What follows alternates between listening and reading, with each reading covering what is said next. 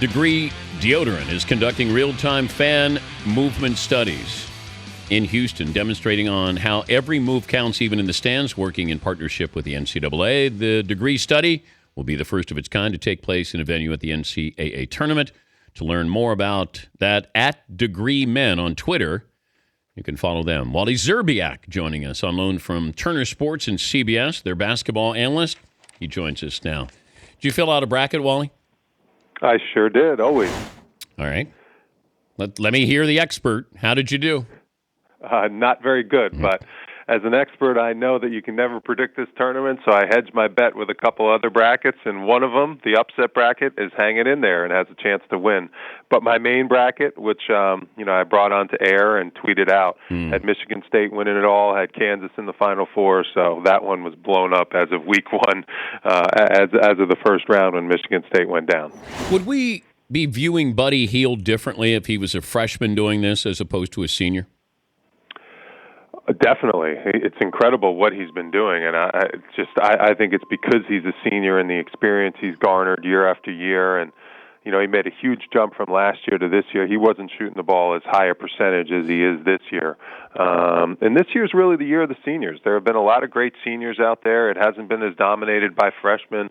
The two are Ben Simmons and Brandon Ingram, and they're not around anymore in the NCAA tournament. So what Buddy Hield's done has been tremendous. I think it's great for college basketball to have, the marquee players being upperclassmen and being seniors, and he's been on some tear. It's been spectacular. I think he should definitely win Player of the Year.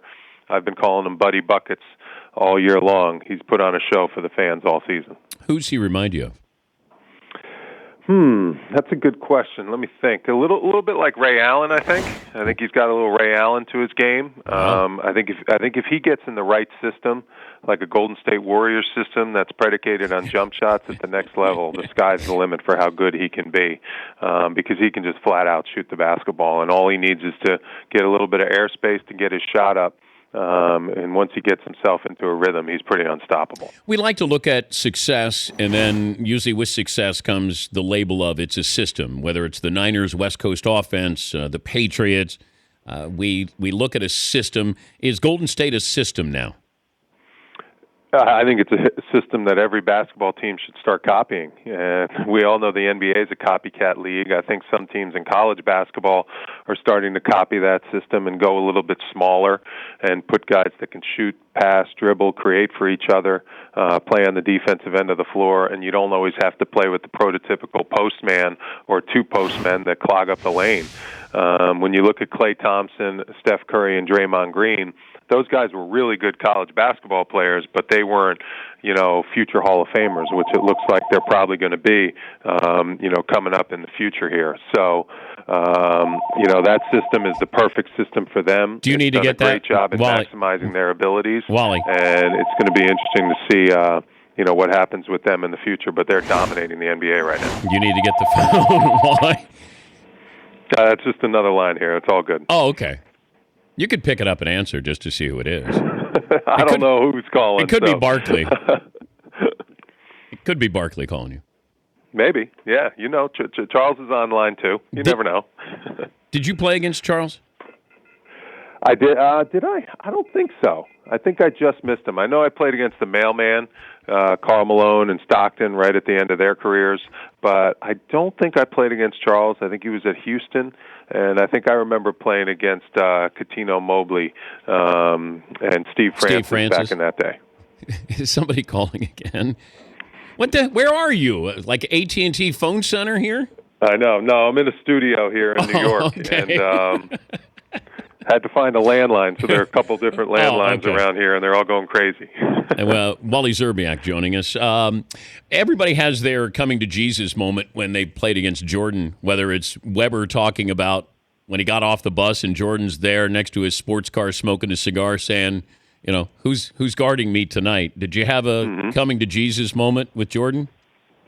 I do, and I actually played against him when he was on the Wizards, and luckily I caught him at the end of his career where he wasn't quite the Michael Jordan that was dropping 30 every single night. I remember playing pretty well. I've gotten to know Michael after we play golf a little bit down in Florida. We've done it the last 2 years. So one time on our on a par 3. He was about to get up and hit his 5-iron. And someone in the group mentioned, "Hey, how'd you do against Wally back when you guys played?" He's like, "Oh yeah, I dropped 50 on that boy," and he's right. He did drop 50, but when I played, our team had pretty much good success against him with the Timberwolves. So MJ's a great guy, a class guy, just a class act, and a very good golfer too. His golf game is on point right now. Also, wait a minute, he put 50 on you when he was with the Wizards? Maybe it was 40. It was, I think it was 40. I think he exaggerated a little bit. I don't remember. It was 35 or 40. I went back to the box scores and actually looked at him. I think he shot a lot though. I think he was 15 for 32 or something like that. So he was getting his FGAs up. But I had a good game too. That was the year I made the All-Star team. When we were playing against him when he was on the Wizards. So those were some fond memories. Do you have any jerseys where they misspelled your last name? No, I don't, but that happened, and my equipment manager in Minnesota was very prepared. He always packed an extra jersey with the correct spelling because he anticipated that it was going to happen, the wrong spelling, and it did happen once, but luckily he was prepared and used to pack 2 jerseys and had a reserve that always had the name spelled right.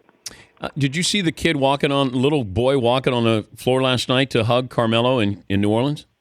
I did. I do the pre- and post-game and halftime for the Knicks. So we highlighted that pretty big time, and that was crazy. It was absolutely crazy. Boy, what kids can get away with nowadays. Carmelo handled it great. He really did.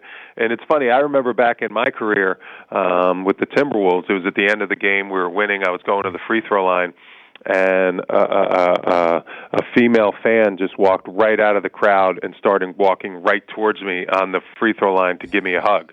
And I kind of gave her the old, wave bye and kind of moved out of the way. But it was a crazy moment that I'll never forget in my career. And if we had the internet and YouTube and Twitter and all that stuff, that would have gone viral. But now no one can find it, no one can see it. But I'll always remember that moment. Of course, it's a woman coming out to give you a hug, Wally. Come on. I guess. Come on. I've talked about Carmelo. I'm not the biggest Carmelo fan, but I have seen him evolve a little more this year. You're there watching him every single night. Mm-hmm.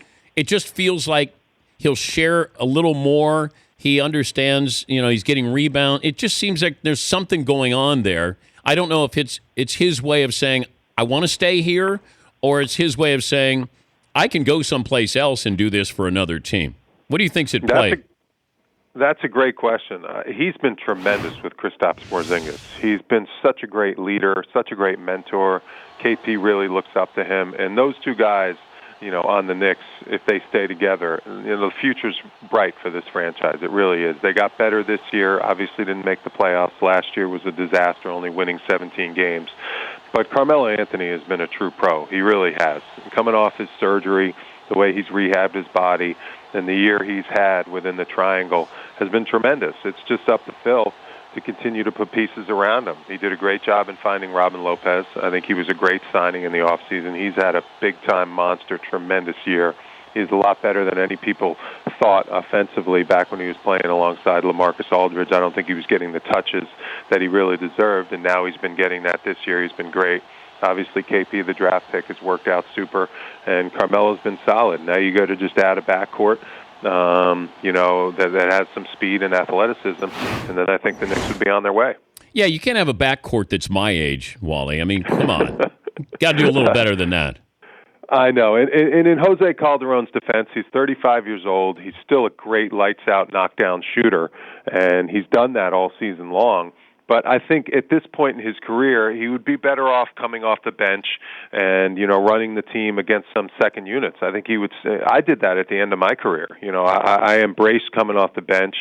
It braced injecting energy and really, being a force, when you get on the floor, as a second unit to really build upon what the first unit does out there. I think he would be perfect for that role. But at this point in his career, with the way the game is, what the rules are and the speed at that point guard position, it's just a lot to ask of him to keep guys in front of them and guard multiple pick and rolls every single night. That's been tough on him and tough on the Knicks. You played with LeBron in Cleveland? Mm-hmm. In 07 and 08. How different is he now? I loved him as a teammate. He was a great guy on and off the floor. We had a great team that year. We won 66 games. Then we lost in the Eastern Conference Finals to Orlando. We were shocked because we were perennial favorites to, go up against LA in the finals, and Orlando just beat us. He's the same player on the floor. It's incredible that he hasn't gotten injured.